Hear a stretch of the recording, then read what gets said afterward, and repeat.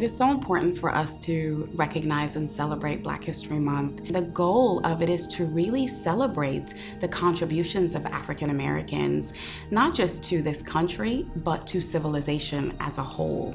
And let's think about what's happening in our country right now. It means something completely different. The temperature is different, the climate is different, and Black history is no longer something that we're ashamed to talk about or that we talk about behind closed doors.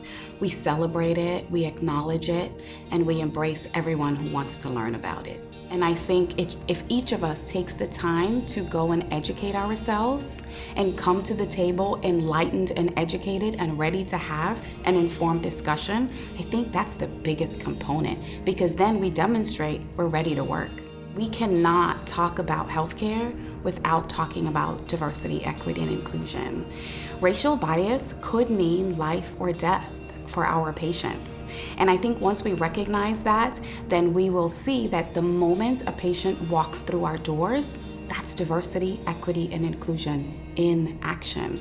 So it is woven into who we are and the things that we do each and every day, not just with our team members, but with our patients. Full transparency, I'm nervous. But I'm not nervous because of the effects of the vaccine, right? The symptoms, the side effects. I'm nervous because I'm the first in my family of 10 to get the vaccine. I'm also the only child in my family to have lupus. So I'm a lupus warrior. And anything that my body deems as a stressor throws me into a flare-up. So because of that, I'm nervous. But I'm also excited because I always teach my daughter to lead by example. Leadership is not a title, it's a behavior. And I can't teach her those values if I don't live them myself.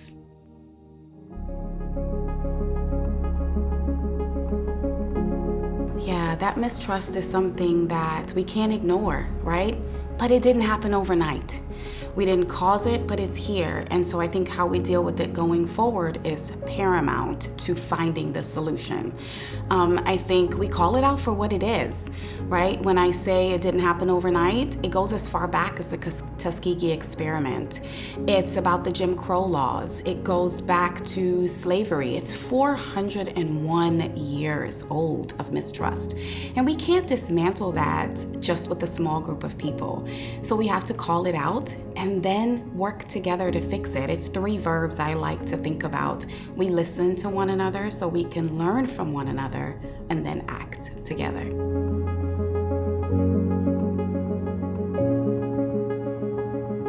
Educate, educate, educate.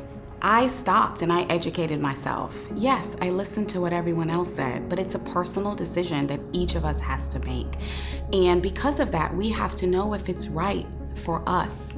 And so 2 things, educate, and once you're done educating, communicate.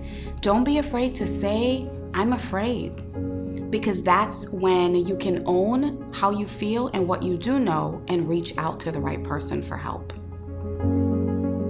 I feel like I am so proud to be a part of an organization that is breaking new ground, breaking barriers. Every industry is tough, but our professionals are out there saving lives. And that's something for all of us to be proud of. And I, for one, I am the VCU brand through and through.